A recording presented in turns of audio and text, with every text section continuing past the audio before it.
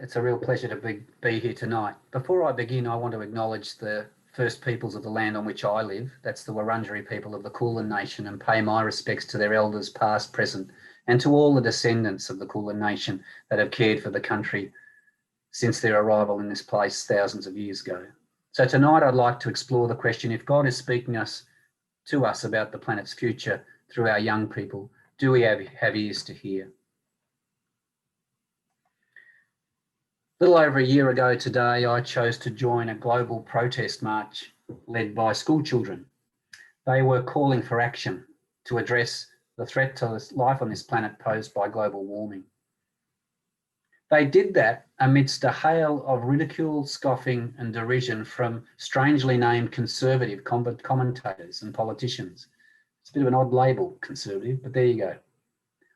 I chose to participate along with my colleagues from Trobe University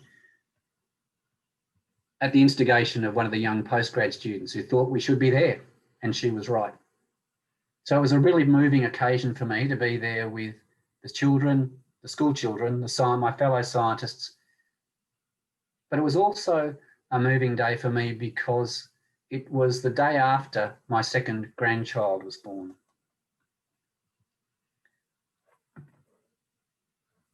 This evening, I want to share with you some pivotal moments in my very privileged life that have focused my attention on the threats human beings pose to the natural world, and how I believe my Christian faith and my professional training as an ecologist compels me to do three things: to listen, to look at the evidence, and to respond as faithfully as I know how.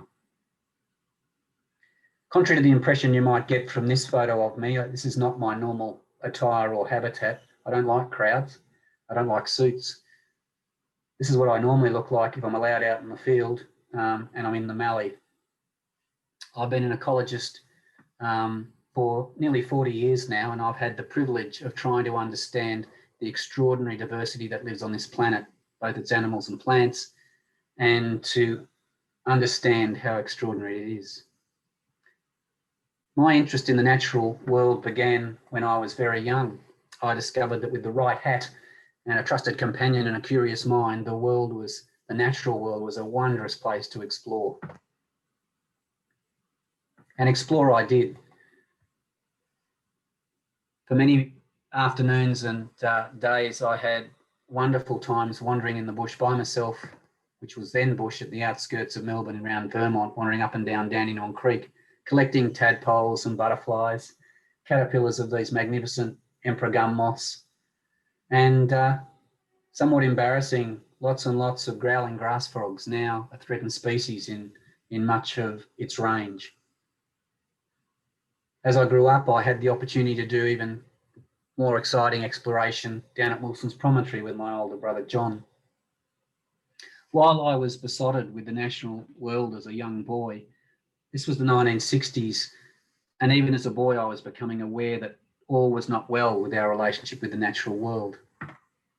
Two books came out around this time, one very famous, Rachel Carson's Silent Spring, where she highlighted the disastrous impact of pesticides on songbird populations in North America. But at the same time, there was a book by one of my childhood heroes, the Australian naturalist Vincent Saventi. In it, Vincent highlighted the threats we faced here in Australia. I'm sure as an 11-year-old reader, I didn't grasp much of the detail of Vincent's book, but poring it over at lunchtime after lunchtime in the school library, I did get an understanding that things were not well. And regrettably, in the intervening 50 years, Vincent's proved to be correct. In Australia, we hold some very dubious distinctions. As a nation, we hold the unenviable distinction of being the world's leader in mammal extinctions. We have a rapidly growing list of flora and fauna that are threatened with extinction. At the time of last summer's bushfires, even celebrities overseas were keen to highlight what an appalling track record we had. So folk like Leo highlighted that we have the worst extinction record for mammals on the planet, and they were up there on the top 7 as the worst country worldwide for biodiversity loss. That's not a league table you want to be part of, but we are. And it's been even more catastrophic after last summer's fires. One of my colleagues at Trobe University, Jim Radford, was one of the authors on this paper that came out in Nature, Ecology and Evolution in the last few months in July. In it, they examined the impact of the recent bushfires in Eastern Australia, and they concluded that 49 species that we'd previously considered common and secure should probably now be reclassified as threatened following the fires. That's a 14% increase in the number of threatened species in Australia in just 1 year from one catastrophic series of events. Now, clearly, they didn't suddenly become threatened just because of that fire, but this fire was one of the straws that breaks the camel's back. It builds on a degradation of the environment that's been ongoing for 150 years, where we've removed habitat, fragmented it, introduced predators. And so it's slow and incremental until we get some catastrophic event that suddenly is visible. And it seems to be that these conspicuous changes, unfortunately, are what it takes to get people's attention. So when something like our Great Barrier Reef looks like this, it seems to begin to penetrate. Not all things are as aesthetically attractive as a Great Barrier Reef. For me, a habitat that really excites me is the mallee. And in the mallee, we're seeing something in some parts equivalent to coral bleaching. All that grey, dead stuff is Triodia scariosa, spinifex, a critical component of the habitat for a whole swag of mallee lizards and mammals and birds, under real threat, under very prolonged drought. To take you to another part of the country, this is a picture when I first saw it that I thought I understood. I work on fire ecology. Those hillsides and those forests looked to me like they'd had a cool burn underneath that had scorched the canopy. I was wrong. The author of the paper and the owner of those photos, Rachel Nolan, explained, no, this is drought. This was before the fires. This is not a picture of fire. This is a picture of mature forest succumbing to drought. The worst drought, the worst period of the driest 3 years in recorded history in Eastern Australia. When events like this hit landscapes in ways so dramatic, they can result in what ecologists call state changes. That's just a fancy term for whole plant communities being wiped out and tipped from one type to something completely different, and all the organisms that rely on that veg type being tipped with them. This is really well illustrated in alpine ash forests in our ranges in Eastern Australia. Alpine ash is a species of eucalypt that is evolved to cope with fire. It is actually triggered, regeneration is triggered by fire. So when a fire comes through, yes, it kills the adult trees, but the woody capsules protect the seed in the canopy of those now dead trees, and that seed is shed into an ash bed, and a whole new cohort of alpine ash forest will start regenerating. Spectacular to see when it takes place. That only takes place, though, if there's been enough time since the last fire for the previous cohort of trees, those saplings, to grow big enough to set seed. In the case of alpine ash, that can be up to 25 years. If the next fire comes too soon, that is, if fires become too frequent, no seed will have had time to produce. Without seed source to trigger the next regeneration of that forest type, alpine ash disappears from the site. In Victoria, we now have the alarming statistic of 30% of our alpine ash forests have now burned not just once, but 2, 3, or even 4 times in the last 20 years, threatening their very existence. And without human intervention, that will not persist as an alpine ash forest. Some of you may be familiar with a new documentary David Attenborough has just produced. Renowned filmmaker and naturalist, 94-year-old David Attenborough has produced what he's referring to as his witness statement. That encapsulates the decline in the extraordinary natural world he's been reporting on during his lifetime. It's a really chilling compilation. I recommend it to you if you haven't seen it. Watching it, it provoked me to reflect on my life. I'm not 94, but I did have a significant birthday this year and turned 60. And regrettably, it's probably the last 60 years that have been the most damaging in human history for the natural world. I'm not entirely going to accept all blame for that, but I'm far from innocent. So I've reflected on the changes I've witnessed as an ecologist in the places I know and love well. So to give you a story of where I've come from, this is what I grew up with on my bedroom wall. I'm a bird person, and some of you may have seen this bird chart that the Gould League had. When I look at this chart of birds now and think about where I grew up, many of the species on that list are no longer common. There's been a state change in the bird communities of the eastern suburbs of Melbourne. Many of the small birds have disappeared or are now in very, very low numbers, and they've been replaced by different birds. As we've fragmented the landscape, we've removed habitat, and we've introduced a whole bunch of predators. So now, instead of this suite of little birds, we've got bullies like the native noisy miner, larrikins like the rainbow lorikeets, and other big seed eaters. And in more recent years, we've watched the southward movement and colonisation of crested pigeons, which we never used to have in Melbourne. So I've witnessed changes in my life. In my beloved Wilson's Promontory, we used to go as a family wandering and having barbecues at Lillipilly Gully. And as we'd walk along, we would routinely count the koalas we could see in the trees as we walked down to Lillipilly Gully.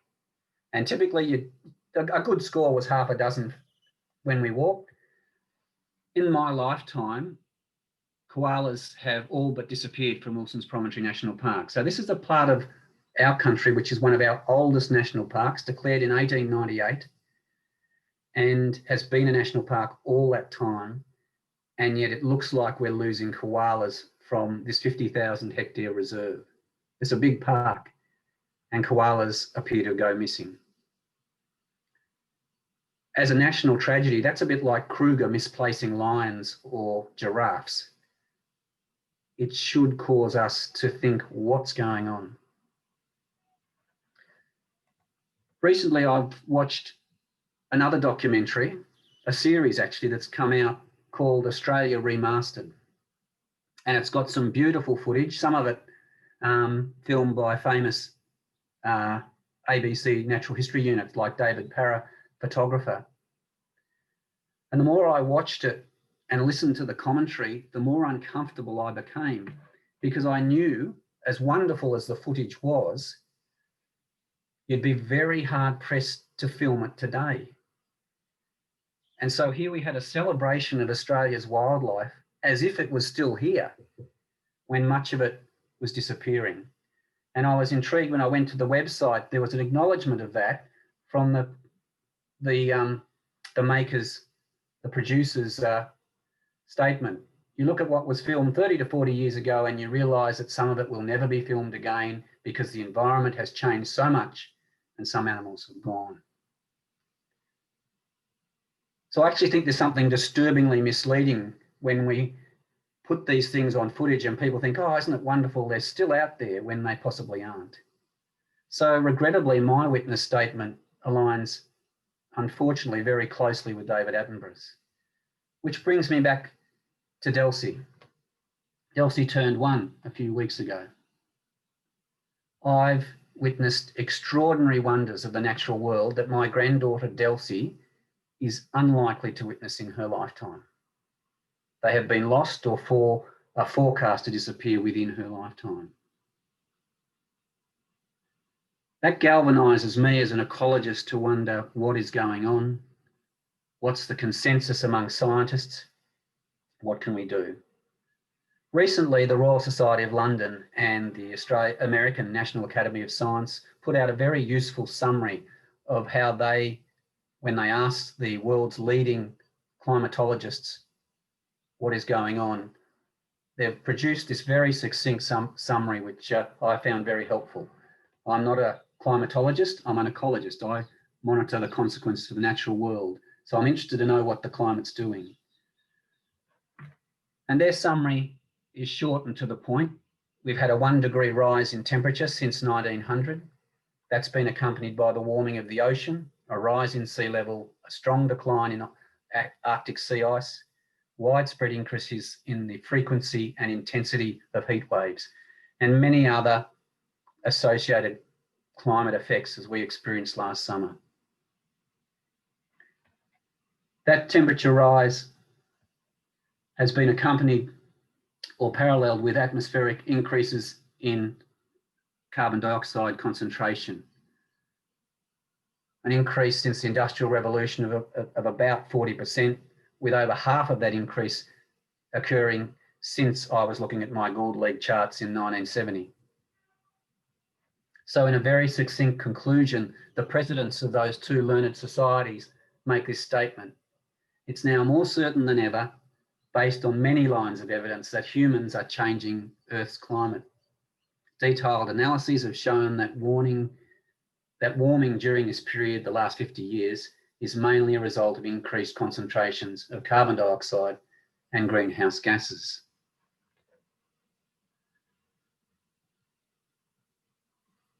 Furthermore, they predict that we need to act now to reduce those emissions of greenhouse gases. Our pollution is so far already beginning to change the Earth's climate for the worse. So what is the climate going to look like for Delsey for the next 50 years?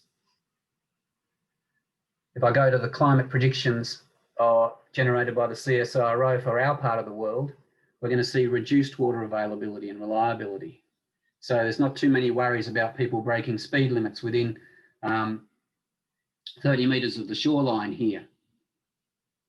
We're going to see longer and more frequent droughts, and we're going to see more frequent, intense and severe and extensive bushfires. The economic cost of that is going to be monumental, and there was a report this week from Deloitte Access estimating that the economic growth we're going to lose is something like 3.6% per year if we do nothing. If climate change goes unchecked, we're looking at annual job losses of around 310,000 jobs per year. They're talking about a 3.4 trillion cost of inaction. So what's a faithful response to those kinds of observations and those kinds of predictions? I've mused and thought about this and tried to put this in some context, and many people are quick to tell us not to get too fussed about this. Last year, scientists were criticised by two very high-profile people. Tony Abbott, speaking in Washington, came out and said these scientists are almost getting religious in arguing their links between global emissions, record-breaking droughts in part of the continent, mega fires and climate change. And Donald Trump followed up, chastising us as scientists as being perennial prophets of doom who should instead put their faith in technology to solve the big problems. Perennial prophets of doom. That brought to mind some words of St. Paul when he was writing to the Thessalonians, and he warned us, don't despise prophesying, but test everything. Hold fast to what is good and abstain from evil. Test everything. So one very basic test of a prophet is to see whether what they speak might come to pass. Unfortunately for us, there were some very prescient comments made in a report back in 2008. Some of you may be familiar with it, the Garneau report. In 2008, Ross Garneau quoted a study by some CSIRO scientists, Lucas and colleagues, in which, the report had been written in 2007, they warned us that fire seasons will start earlier, they will end slightly later, and generally be more intense. This effect over time increases over time, but should be directly observable by 2020. They're on the money. So irrespective of whether or not a US president labels these scientists as prophet of doom, they were right, which in my book is a fair test and something I need to take notice of. Now, some of you may be getting a little uncomfortable as a Christian by my apparent loose application of the title of prophet, but would God really use people who weren't followers of God to fulfill God's purposes? My reading of Isaiah and Ezra and Nehemiah and Esther shows me that God has got a habit at times of working through people who may be philosophically opposed to God, like Cyrus or Artaxerxes or Nebuchadnezzar or Darius. Now, we might feel really uncomfortable about that, but why would I disregard this?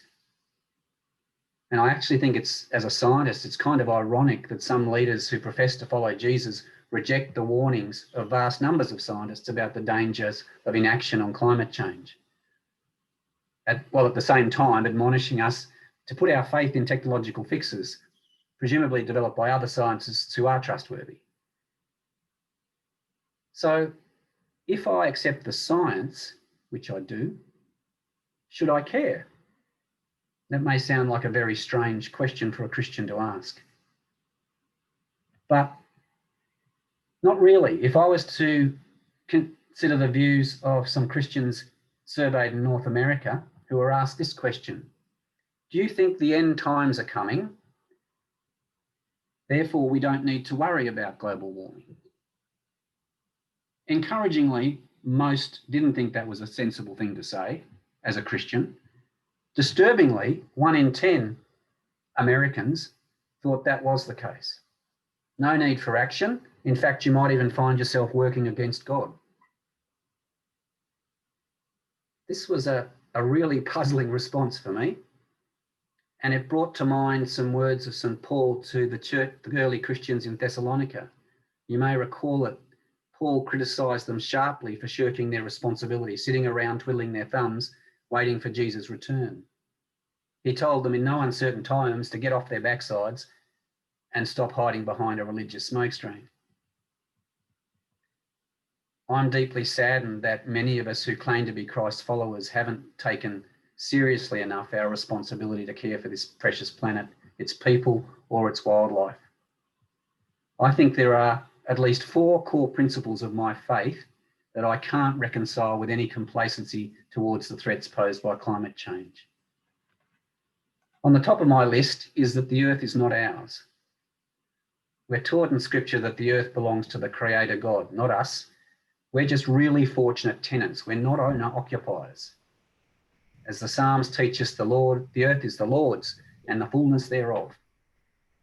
In Leviticus, God tells Moses, the land shall not be sold in perpetuity, for the land is mine.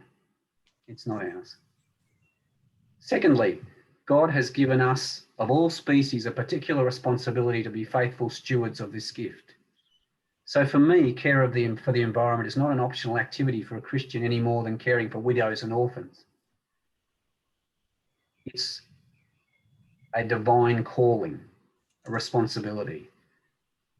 And shirking our responsibility to care for the garden or ruthlessly exploiting the planet and depriving others of its bounty, to me, is equivalent to stealing from our neighbours or stealing from future generations. And the 8th commandment is really clear: thou shalt not steal.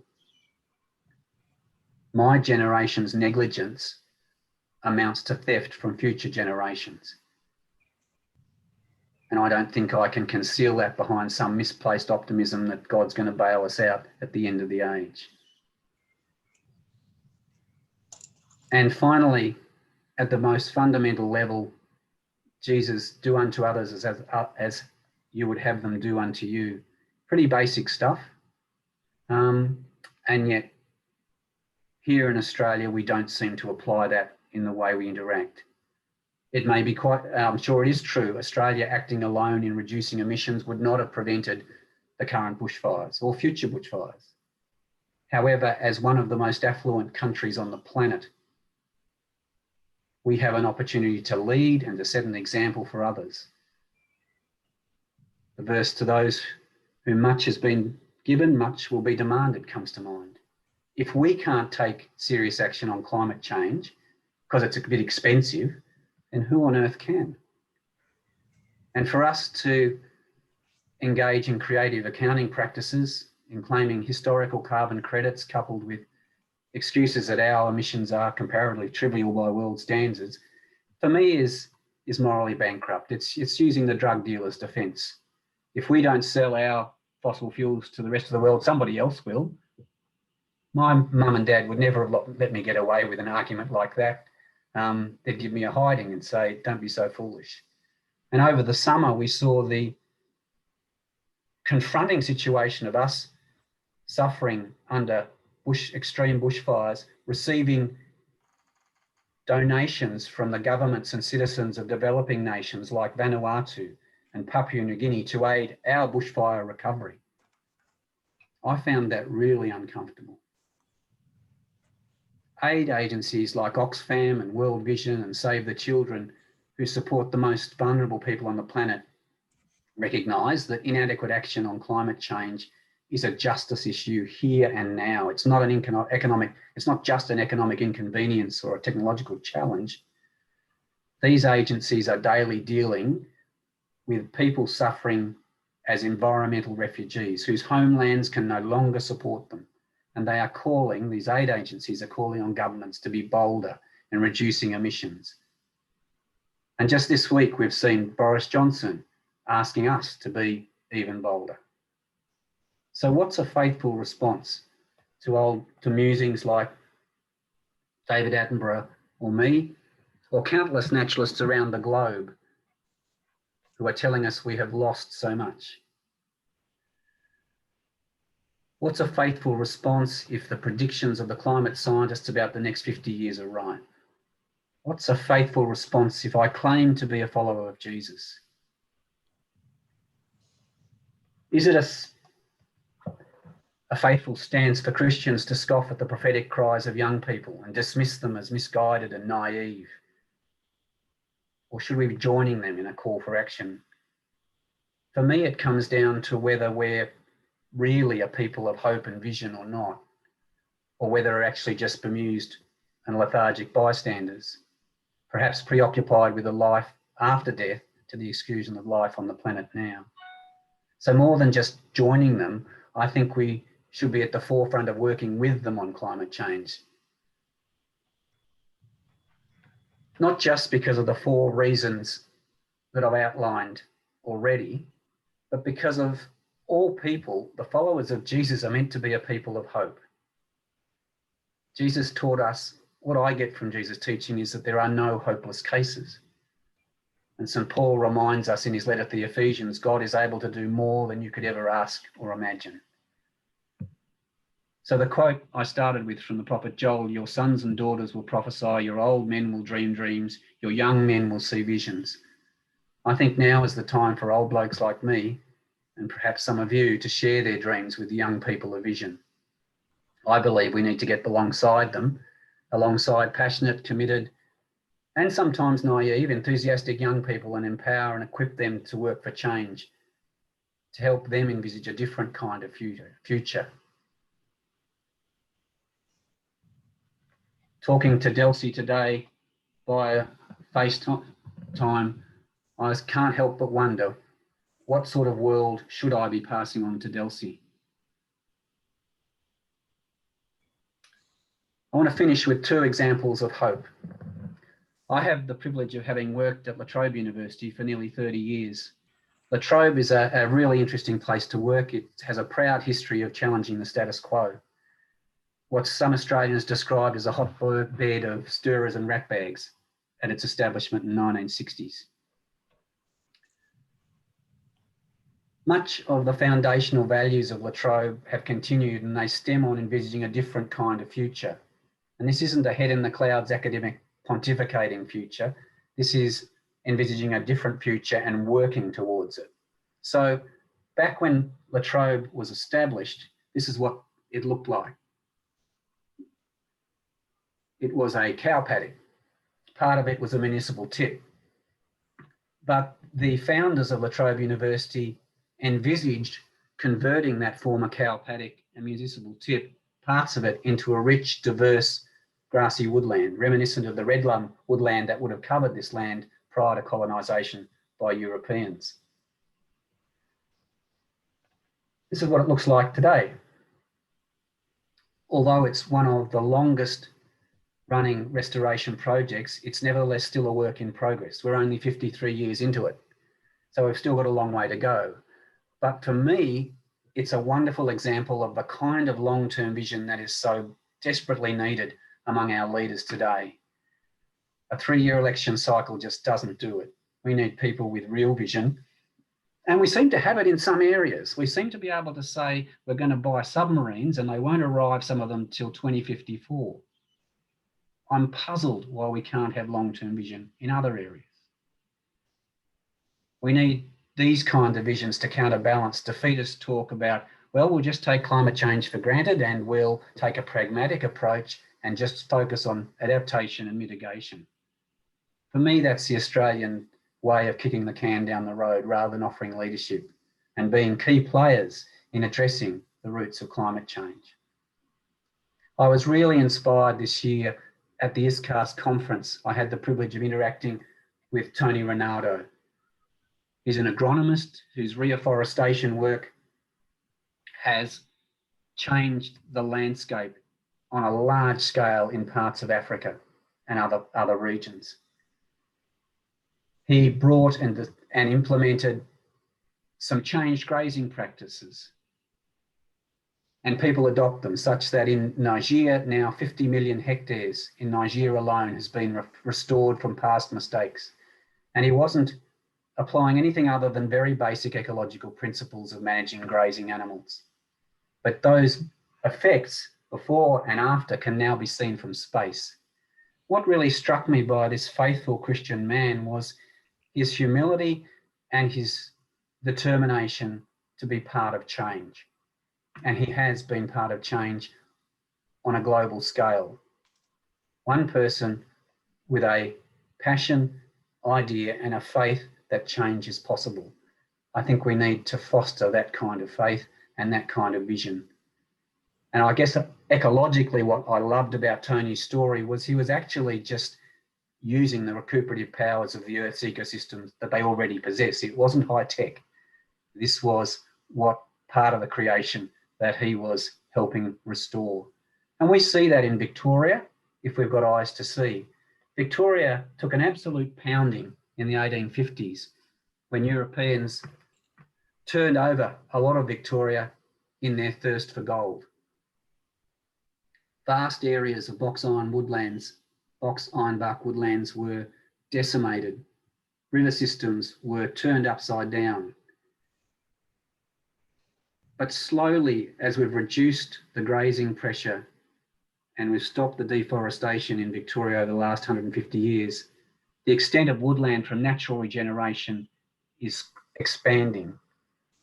We need to do our part to give seedlings a break, and we need to celebrate and harness the extraordinary recuperative powers parts of the planet have. And that's why I love this slide, although I think it's a grey box. I'll have to ask Andrew Bennett, he'll correct me on this. A new one growing in the stump of a mighty, senior, ancient grey box. Our world needs hope more than ever before. The situation is not hopeless, in my opinion, but we know what we need to do, and it will involve sacrifice. But we've all actually just endured, in Victoria at least in particular, an object lesson under COVID of how shared responsibility can lead to better outcomes. So for me, the main challenges aren't actually scientific, they're moral. I really do hope that as scientists we'll help and contribute massively to addressing the climate crisis. But for me, if history teaches us anything, it's that the science and technology are not deployed in a moral vacuum. Every day, each one of us makes a choice in the kinds of technologies we do or don't employ, and those choices have consequences for the planet. Scientists can inform us as to the likely consequences of those choices, of that deployment, but what we do with that information comes down to our values and the values of those who lead us. I think we have a responsibility to be wise stewards of the extraordinary gift the Creator has entrusted to us. Currently, I think our nation's behaviour is a bit like that of the prodigal son who squanders his father's inheritance. My hope is that, like the prodigal, we'll come to our senses and acknowledge our reckless ingratitude, our appalling trashing of our precious inheritance. I hope we will seek the Creator's forgiveness for the things that the suffering we've caused and for our share, and I hope we'll roll up our sleeves to be part of the solution. So, returning to the question I posed in the title of my talk, do we have ears to hear? Do I have ears to hear? I feel God's challenging me to listen and evaluate the evidence as honestly and as carefully as I possibly can. To confess and repent where I've contributed to some of the damage to the creation and to my neighbours. To decide whether we're going to be people of salt and light in a world that desperately needs leadership, or whether we're going to be spectators. And I think really importantly, to be bearers of hope for new beginnings. Not to despair, but based on a confidence that God has not given up on us or on this planet. I could stop there, but I want to just put a few suggestions of practical things we could do today. I think we could pray. We could pray and seek God's guidance about what I personally should be doing differently. One of the key things on the top of my list is trying to support the education of girls around the world. This gives them more options other than childbearing. In addition to childbearing, it's said to be one of the most effective things we can do. Think about where our food comes from and what we eat. How far has it come? What sort of emissions are involved in its production? Think about where we live, how we get there to the places where we work or go to school. If we have to fly, think about paying for offsets.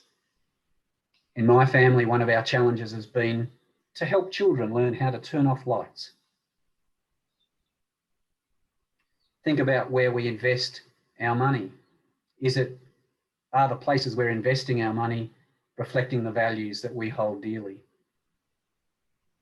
Are there places I could engage and get hands-on experience in my connection with nature? And also to think, what are my opportunities to influence businesses, governments, neighbours, society? These are just a few ideas. So I'm going to stop there and I'll throw back, I think, to Chris, and happy to take questions. Great. Thanks, Mike.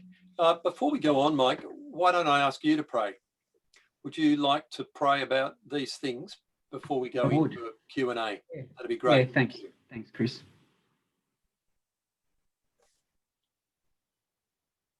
Loving God, we concede to being overwhelmed at times by the picture of the future that is sometimes portrayed to us. We ask for your vision and for us to be faithful to you first and foremost. We ask for deep wisdom to know what is the right thing to do next.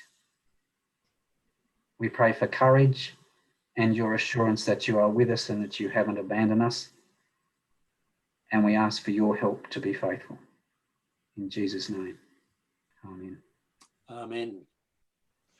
Okay, well, that was great. Thank you, Mike.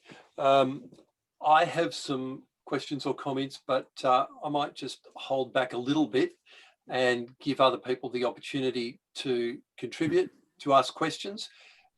Let's just be clear about the rules. In the first place, if you'd like to ask a question, I think seeing there aren't too many of us, we can do that verbally. Wave your hand, or if you're very familiar with Zoom, you'll see down the bottom you've got a button called reactions, and you can actually no, you can't wave your hand there. Well, you can do that.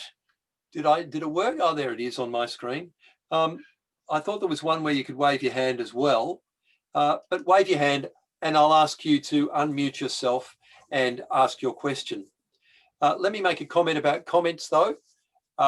Mike is the speaker tonight, so we don't really want anybody making long comments.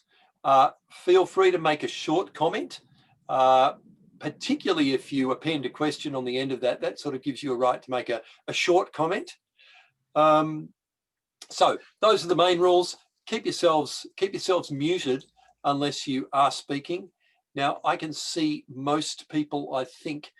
No, I can't quite see everybody on my screen. Yes, I can see everybody. So if you'd like to ask a question, wave your hand, put your hand up and I'll see you.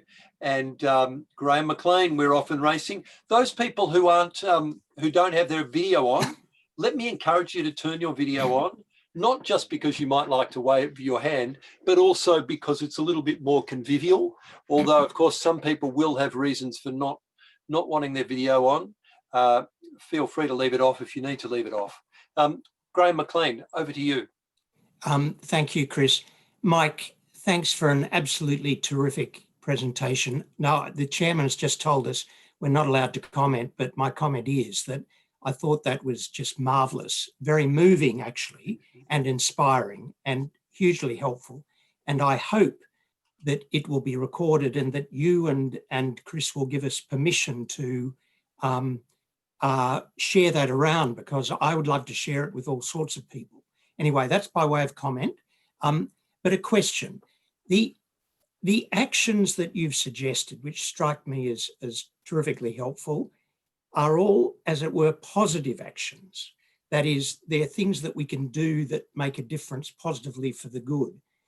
But if we're thinking about the importance of prophecy, it seems to me, uncomfortable though this thought is, it seems to me that there's a kind of negative responsibility as well. That is a responsibility to do something that negates or attacks or criticizes.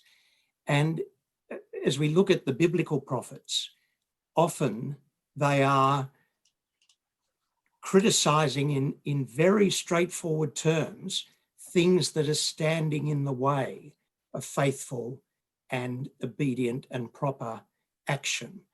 And what you and so many other faithful scientists are saying has, of course, been said in many ways for a long time. And the question for many of us is, why is there so much resistance in places of power and in our own small corners to this message?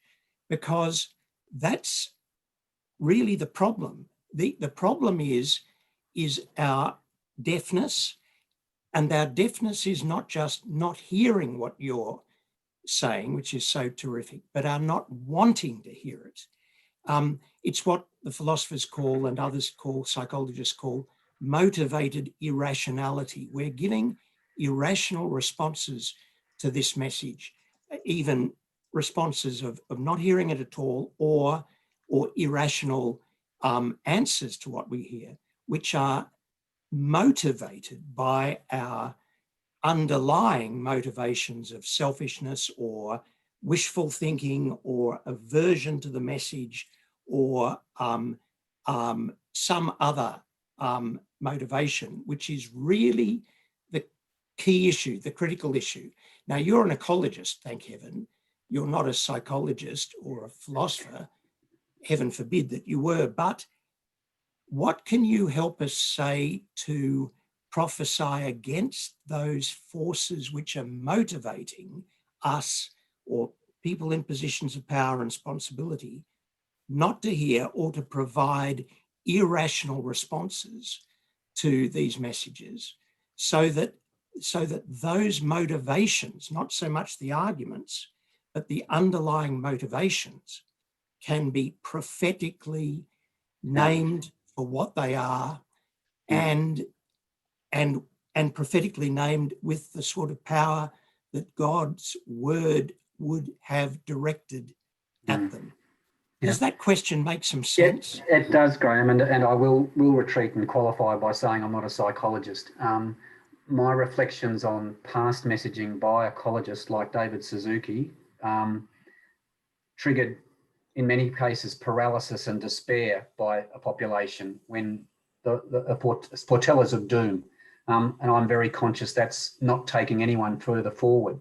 But in terms of challenging powers and principalities, for me, I'm interested in being part of things that will actually change behaviour. And I think how we talk to leaders is really tricky territory, and calling them out. I think the accountability issue is hugely important. I'm really disturbed at the moment in the erosion of accountability that I'm seeing in our nation, and the reluctance to be accountable at all levels of government. Personally, I'd like real-time donation notification to all political parties so that we all knew that clink, something went into a coffer at some point in time. And if I want to join the dots and say, I'm a little uncomfortable about that associated decision that followed that, I will know about it and I can vote accordingly. So for me,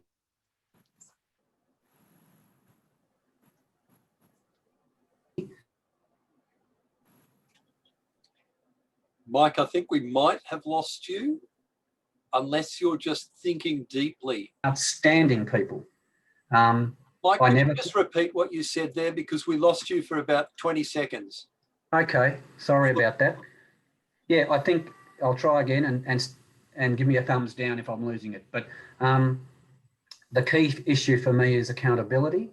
And if I'm going to speak to power and hold it to account, it's the accountability that we need to appreciate. And I think it's been eroded in Australia in recent years. And there's a reluctance at lots of levels of government to be held accountable. And in the last week or two, that hasn't been, my confidence hasn't been increased.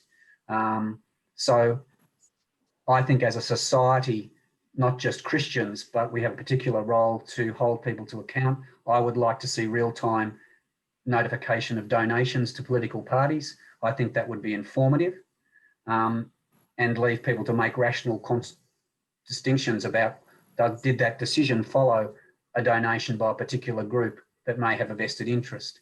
I'm really disturbed by that. But Graham, I struggle personally to work out what's a polite and constructive way to challenge government while still engaging them.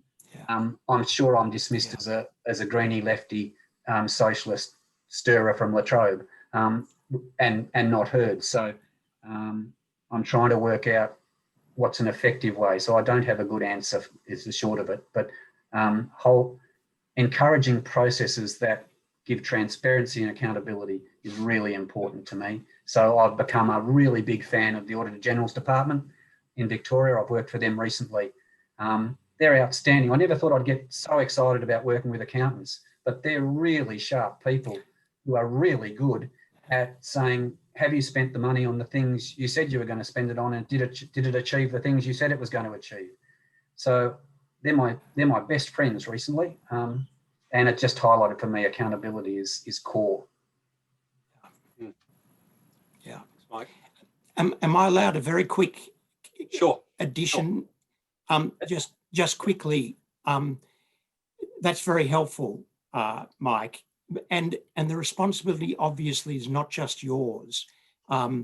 It would be easy for you to be sidelined unless you're encouraged and supported by a whole lot of us and of course, ordinary people. I mean, governments will only get away with what they're doing because we're supporting them.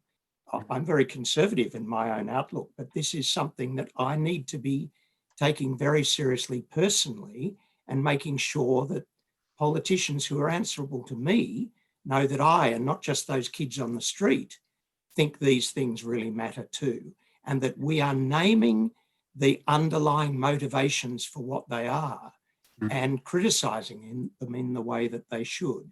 So it's a shared responsibility. It's not just yours, but we need to be talking to one another about how we do this faithfully. Anyway, I'm stating the obvious in that. Thanks. By way of encouragement for what that's Thanks, worth. Graham. Mike, I wonder if we might go to Peter Fagg. Sure. Peter, you've made two comments, or one question and a comment. Peter, why don't you leave your Roscano question or comment till later and ask your first question, please? Okay. Good. Thanks, Chris, and thanks, Michael. Great presentation. I've got a question I put in the chat section there. It says, I'll read it. should we confess and repent for the use of Australia's coal resources in the last several decades that has produced some CO2? I think there's, I think we need to confess what we know now. And when I evaluate things in my life, a bit like my trivial example of the growling grass frog, I got buckets of growling grass frogs as a kid and stuck them in our pond and they probably perished. I did that in ignorance and in love for what I thought was a reasonable thing to be doing at the time. So I'm not sure I need to confess for that, but it sure is a basis for reflection. I thought growling grass frogs were an unlimited resource in Dandenong Creek. I was wrong. I think acknowledging when you've made a mistake and changing course is a rational thing to do. Whether I need to repent, if I belligerently continue on the way I am with new information and not take it into account, then I think I've got a lot of repenting to do. You're talking about the future. Yeah, I am talking about the future. I can pick up that. I mean, a lot of the, we have depended upon fossil fuels for so long and benefited so profoundly from them. Exactly. So and fed lots of people around the world using them. I thought you were sort of using the confess and repent thing as a blanket for everything. No. I think glad you picked that up, Peter. Thank you. It's just trying to respond where we are now with the information we have at hand. Are we being faithful now? Thank you. Thank you. Jenny and Rob, I've seen your question there, but I think that Ian's going to come in. Ian Horlacy would like to ask a question about this particular issue and possibly about coal. That's when his hand went up, I think. So, Ian, could you unmute yourself? Yes. Mike, thanks for the talk. How do you think Christians like you and me and Chris should balance understanding of you made a reference to export coal, and let's say we're just focused on thermal coal rather than getting into alternatives to coking coal. Looking at an operation like the Adani mine in Queensland, that coal is going to India and it's going to produce a lot of electricity for a lot of people who need it and who aspire to our sort of standard of living, or even half of it. How should we balance the concern about CO2 emissions with that need and indeed responsibility of a country like ours to supply energy for Indians? I guess I'm not an engineer, so I'll start off. I'm an ecologist. This is and so this is, for me, harnessing the best available evidence from a scientific point of view as to what's the most efficient and least harm we can do in that response, rather than assuming doing what we've done all before is the best way forward. I'd really like to see a greater investment in the future in renewables and a transition. And my concern is that I'm not informed enough to know as an ecologist whether what the pace of advancement in alternatives could be if we chose to invest in it fast enough. So as a Christian, I would be asking what's the most responsible way to deliver energy to those nations. Now, there's been some interesting community examples of localized solar and in Indian villages, which has produced some extraordinary results. Whether that's sufficient and comparable, I'm not an engineer to know that, but there have been some remarkable examples of small-scale solar being harnessed in parts of India that are truly inspirational. But I guess as a Christian and a scientist, I'd want to see the evidence that is delivering our coal the best way. Or are we visiting upon those people a climate that's going to make their lives so much harder as a consequence of what we're selling to them? I think it's a very difficult cost-benefit analysis, but we need to do it. And you're right, we have a moral responsibility to the most vulnerable in the world. and selling them something to generate power that might make their life worse or possibly better is a really challenging thing, but we should be capable of doing those sums. I think fairly obviously in the 50-year or 100-year perspective, it'll make their lives very much better. I don't think there's any doubt about that. But the other solutions, yes, this is the problem. We can sort of sit back and point to those sorts of things. Whether they work or not is another question, because we're finding out here, in the sense that the more capacity you have of those solar and wind things, the higher percentage in your system, the more problems you've got. Anyway, that's another discussion. But I just say that there's a lot of trade-offs. A lot of trade-offs to work out. That's really complex modelling, but we should be capable of it. We should be capable of it, and we need to engage some compassionate modelers in those kind of calculations. I'm not talking about models. I'm talking about demand. There is actually a demand from Indians. Yep. But we can look at various scenarios, and we can model those scenarios, just as we did with COVID, and said, remarkably, in Melbourne, you're going to come out of it around this day, and they got it to within 2 days of when we'd hit below 5. So my respect for mathematicians is continuing to increase. Remarkable achievements, remarkable, considering all the variables involved in those kind of calculations. So we're capable of doing these sums if we put our minds to it. Okay, we might move on to Jenny Davis. Jenny, would you like to, or Jenny or Rob, would you like to unmute yourself and ask your question? Hi, I'm just really asking a question based on my own experience. Is it just the apathy of a lot of, I totally agree with what you say, and I'm active in the climate change field. In fact, my husband's on our local climate change action group board meeting at the moment, so right. I'm here.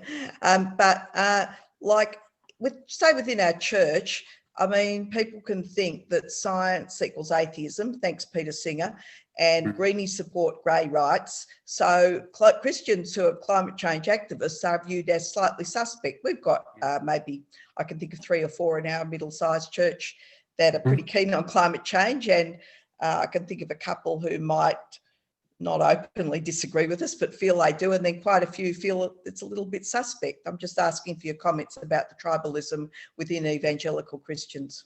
Yep. Tony Renato was the most helpful words I've heard on this. He said he works on the assumption everyone cares for their kids. Show them a picture of your child and ask them sincerely, if you've got grandchildren, what is the world going to look like based on the best science you can find? I think it's getting less and less tenable for people to say, oh, it's going to be just like when I grew up. It'll be great. And I think the average person can relate to their descendants and say, what's the world going to be like for them? I think for evangelical Christians, one of the great stumbling blocks is the links that the people like Tony Abbott have made and said, this is getting religious. It's like a statement of faith in climate change. And we're so deeply trained in thinking we will have no other God but God. If someone talks of another faith system or belief system, I have to reject it by default because I'm a faithful Christian. And so we need to get away from that language and say, this is the evidence. This appears to be where the planet is going. What do you think it holds for your grandchildren? What do you think is the faithful thing to do in response to that? I don't think many people want to trash the planet intentionally for their grandchildren. And I think it's getting harder to pretend that everything's honky-dory. Thanks, Mike. I'm looking at the questions that have come up, and I'm reordering them a little bit so for themes. So if you've asked a question and I appear to have jumped over it, don't worry, we'll be coming back to you. Graham, you had a question that also related to, I think, what Jenny might have said. So why don't you ask? Well, thanks very much. And I don't want to be hogging things, but it seems to me Jenny's point's very, very helpful in general, and what you've said in response, Mike. But a little specific addition to what I'd asked before. When we're talking about motivated irrationality, it's easy to understand how coal miners would want to deny the science. They're deeply motivated to act in a different way. But one of my constant puzzles is understanding why Australian farmers are so often wanting to deny the science, because that seems so contrary to me to their own proper interests and their own professed wish to be good stewards of the land. And is it because of the point that Jenny Davis has just made that they tend to put this together with, you know, political associations that they want to repudiate, or is something else going on? What's the motivation there? Again, you're asking me a psychological question of an ecologist, so I'll give an ecologist's answer. And being married to a farmer's daughter and being part of a farming community in East Gippsland, in Gippsland, my impression is that farming is such a tough game and has always been such a tough game in Australia, so unpredictable, that to concede that things are just going to get worse is such a morale sapping thing to concede that you almost have to have self-talk that it will rain eventually, or I might get so depressed that I'm going to give up. I can see it's a really hard message to own. I think denial is a quite rational national response. And to say, I'm sure I've seen tough years in the past, but we're tough stuff and we'll get through this because it will eventually rain. And it does eventually rain. Whether we should be doing this farming practice in this place or whether we shouldn't is a really confronting and tough question. For me, as a compassionate society, that raises questions about what's our level of compensation to help people exit gracefully from unsustainable industry. We haven't got a great track record on that. I think we need to think about that. What's our collective responsibility? So that's an ecologist's view of the psychology. Yeah. No, that's very helpful. Thank you. And I think it's very important to recognise that we do have a duty towards our rural communities in that regard to help them. But I'll shut up. Thank you very much. Thanks, Graham. Sue, are you there? I can't see Sue, but if you wave your hand, I'll probably... There you are, Sue.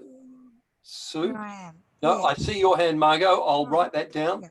Yeah. Sue, if you could unmute yourself and ask your question, that'd be great. I was just going to make the point that Zali Steggles, oh, hello, I'm talking properly, that Zali Steggles is presenting her climate change bill, naturally with support of other people. And this might be a good time to get more friendly with local members, especially if they're not inclined to support climate change action. Yep, great suggestion, Sue. Getting to know our local members and working through them is critically important, and especially when we see across the spectrum of the two major parties such lackluster commitment to, and I'd put that both parties, to serious action. I think it's going to be the people and the institution, heaven forbid, the ANZ Bank. Who'd have thought? Before I get to Lorraine and Charles, Margot, did you have a question or comment about the things we're talking about now, or is it a new one? If it's about now, then feel free to pipe up now. You're muted though, Margot. You need to unmute yourself. There. I was trying to press the wrong button. Couple of things here. Going on what we've been talking about. Farming. To introduce, I actually live in a farming area. I live in Hallscap, so I'm closely connected to the National Park, and I also have various people farming around me. On the farming, I think one of the problems is that farms are being amalgamated. So they're getting bigger and bigger, and the machinery is getting bigger and bigger, so that the remnant trees, the spreading of trees in the middle of pastures, which were so important, the tractors, the harvesters can't get round them, and they get demolished. Landcare is doing a lovely job of putting in boundary forests, Yep. but the big old trees are going. Then on another topic that we were talking about earlier, we've just had elections for our councils, and a group of friends, mixture of Christians and non-Christians, gave every councillor a questionnaire. On one of the questions was on climate change, and they were very disappointed at how few of the councillors even bothered to answer that question. I think they got 4 answers out of 12. We have a funny situation where we are now having a by-election. So we have 3 candidates. So again, we'll be putting those questions to them. And I'm wondering, I know one of them is going to answer, but I don't know about the other 2. It's excellent to hold them to account. It's informative for the rest of the community, and they can then, hopefully, if they care, respond appropriately. Yeah. Mm. Your story of the paddock trees, Margot, reminds me of one I've heard of thinking long term. A lovely story of a chapel. I can't remember if it's Oxford or Cambridge, where they created the chapel out of and had massive oak beams in the ceiling of the chapel. And when they built this chapel, they planted oak trees because they knew they would need replacing in around 400 years. That's the and we seem to have lost. Yeah, the 3-year election cycle doesn't really help, does it? It doesn't cut it. No. For those that haven't noticed, Bill Walker has kindly pasted a link to Sally Stegel's climate change bill. So you can follow that up. It's in the chat there. If you click on that, it will open your browser, and you'll probably get very distracted from what we're talking about here. Lorraine, are you there? Lorraine, would you like to unmute yourself? And I'm just looking for where you are so that I can spotlight your video. There you are. Okay. Go ahead, Lorraine. Thanks. Wonderful talk, really informative and thought-provoking. You mentioned the Victorian government is doing quite a lot in the environmental area, but last week the birthing tree, the Aboriginal birthing tree, was destroyed. And it just brings to mind that the Aboriginal culture and their traditions are very intricately linked with the land, with the environment, with the earth. And yet it seems to me that the encouraging input by the Aboriginal and Torres Strait Islander people into a lot of these issues that we're trying to deal with is quite tokenistic and not authentic at all. And I was just wondering if, you know, what your comment is that a fair? Yeah, look, Lorraine, I think it's a bit darker view, and I guess I've got a particular perspective. I'm a board member, I'm a director on the board of Parks Victoria. We have, it's a board of, I think, we've got to 9 people, and the government's just appointed a 3rd Indigenous person to that board. That's the highest level of Parks Victoria. They're extremely serious about hearing the Indigenous voice in decision making, and they're fabulous people on that board. But I take your point, it's often tokenistic, but and it's not consistent across governments and levels, but we desperately need to harness the best of Indigenous culture and the best of Western science in trying to work out how to manage what is now a very different landscape to the one we invaders inherited or took over. We didn't inherit it, we took it over. And that's going to require humility and listening, a lot of listening. And in Victoria, that's particularly challenging because of the disruption that was inflicted at the time to find people who have been displaced from their lands and their stories in many cases. So I think we've got a particularly large challenge in Victoria to do that well.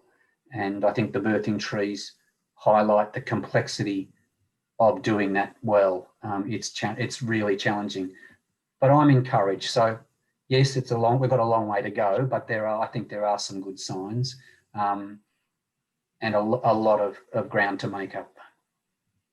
Thank you. Thanks, Lorraine. Thanks, Mike.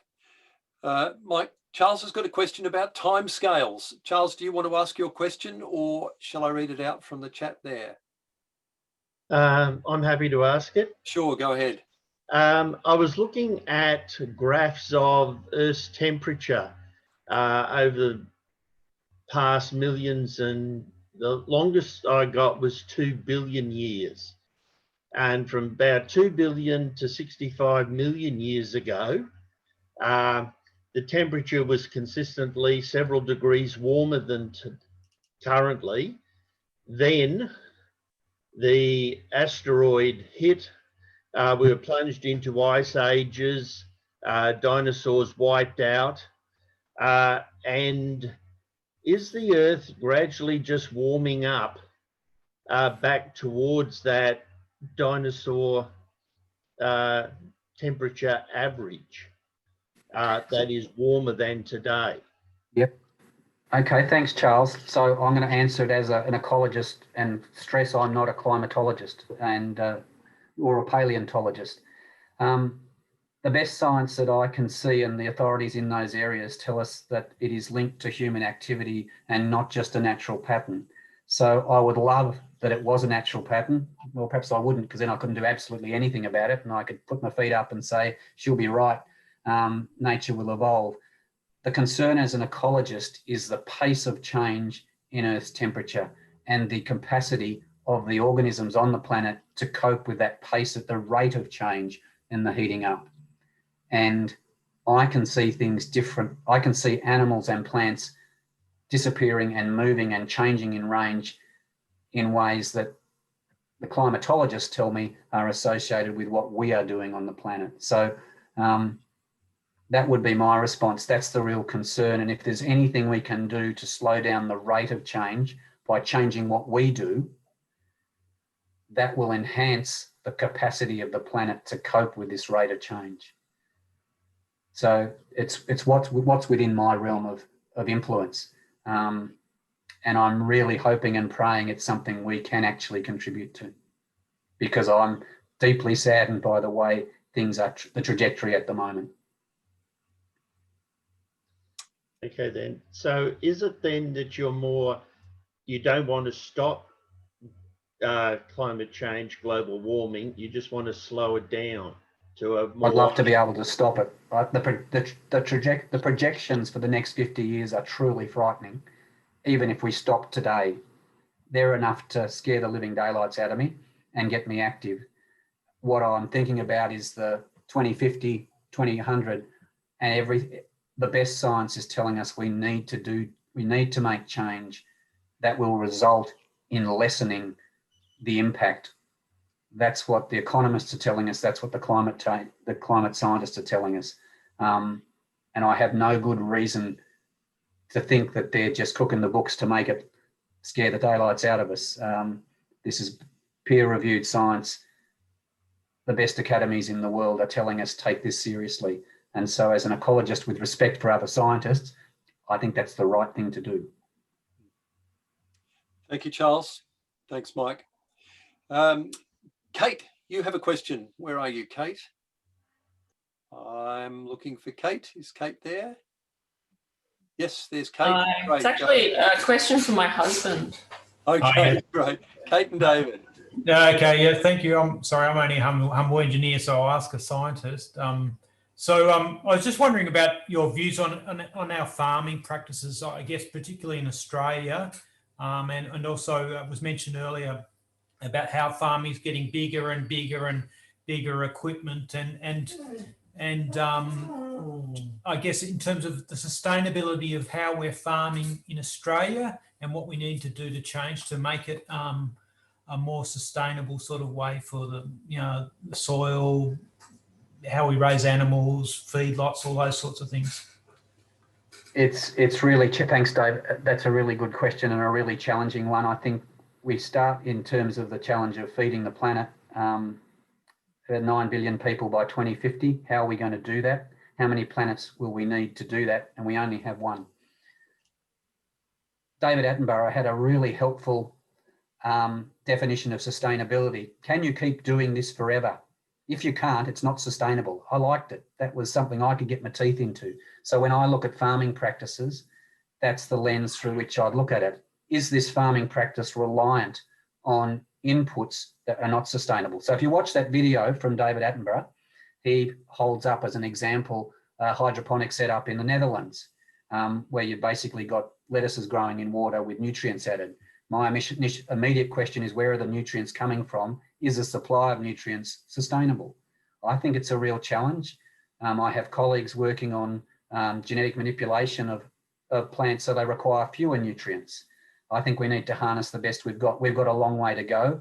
In Australia, we seem to have been slow to learn the lessons from the Indigenous people and from some of the early grazers, people like Kidman, who realised you actually couldn't use parts of Australia all the time, and the only way you could do it was moving your stock around. But farmers are adaptable people. I've got the privilege of watching a farm I'm associated with, the family farm, change from fine merino wool production to now meat production and raising steers. That's a huge change in a lifetime. They destock when it doesn't rain.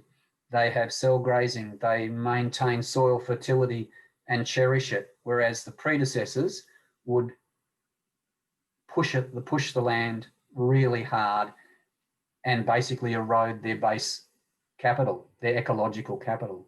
So I'm seeing some really encouraging changes in regenerative farming. Whether that's sufficient, I don't know yet, but there's lots of good experiments being done by farmers to make a living in a more sustainable fashion. So I'm hopeful, and I guess my vision is more intensive use of a smaller part of Australia,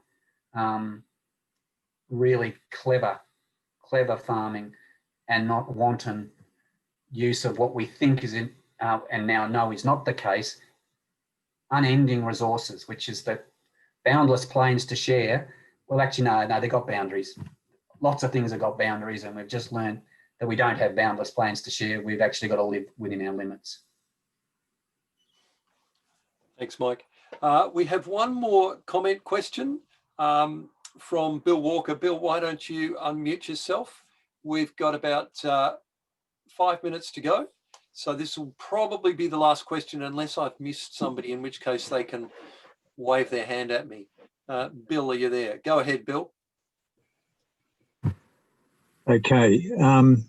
Yes, look, I've just been following the some of the ecological literature and the natural resource management literature, which says a lot about social learning. And, this seems to be a key factor in evolution, like thinking very long term. The evidence goes back a very long way. And so my comment there is that it seems God's blessed human beings with a remarkable ability to engage in various kinds of collective social learning and unlearning to respond to major threats.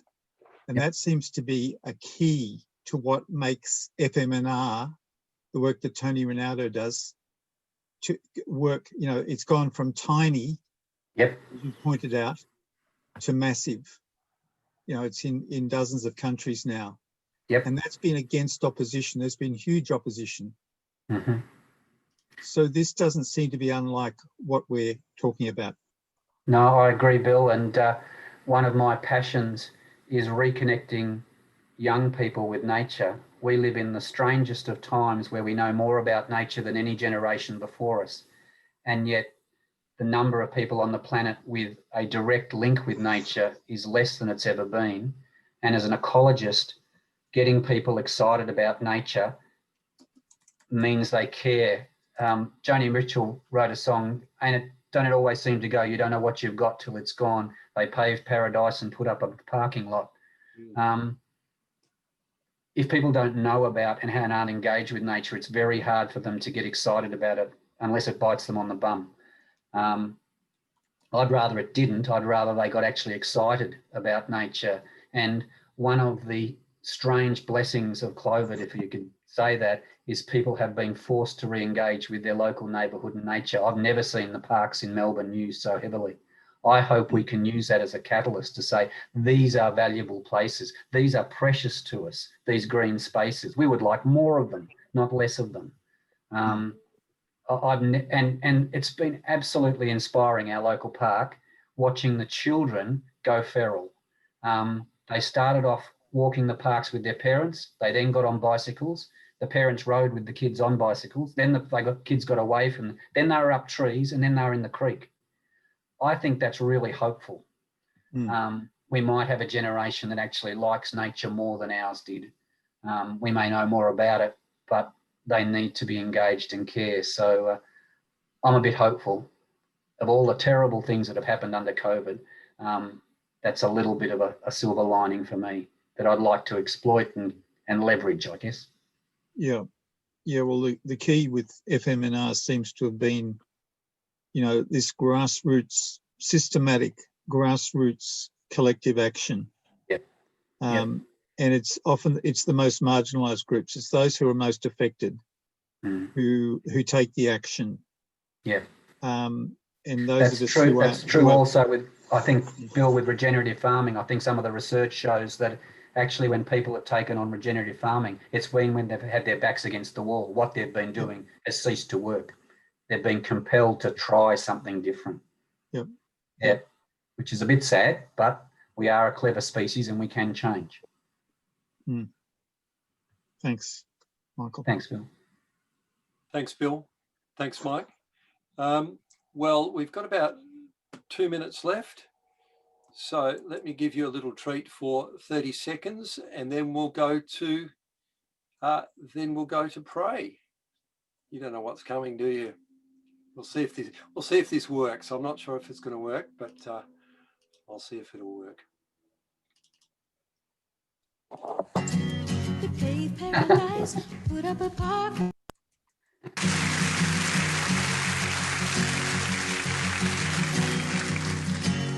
With a pink hotel, a boutique and a swinging hot spot.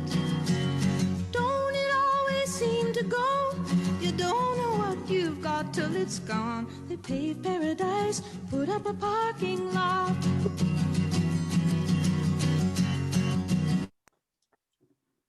Okay, that'll do, I think. That takes some of you back, shouldn't I? But well, thank you all for coming tonight. It's been great to have you all. Thank you so much, Mike. It's been a really stimulating talk. Just what we want to do with these conversations, a convivial talk about things that matter. And so thanks, Mike, and thank you, everyone. I'd like to invite Jenny, if you're there. Jenny, would you mind closing our time together with a prayer? Thanks a lot, Sure. Jenny. Our Father God, we thank you for what Michael's brought and told us tonight. Thank you for his passion. And we thank you for all those people, both in the past and in the present, who have worked hard to preserve and look after the environment. We stand before you, Father, and we lament when we think of our beautiful planet being spoiled, facing a threatening future. And we just stand before you and lament. We also think of the future generations, and we ask for your blessing on them as we acknowledge that what we might be leaving them isn't as good. So, Father, we bring before you both Christians that we know, people who are wanting to look after the environment, even if they don't share our faith. We bring before you those people. And we bring before you our leaders, particularly in our own country and in other countries. And we ask that your influence will prevail and that we'll be able to preserve what we have left in the environment. And we ask you to give us as a society, particularly in Australia, wisdom to work through some of the complexities. We commit each other to you tonight, and we thank you for this time together. In Jesus' name, amen.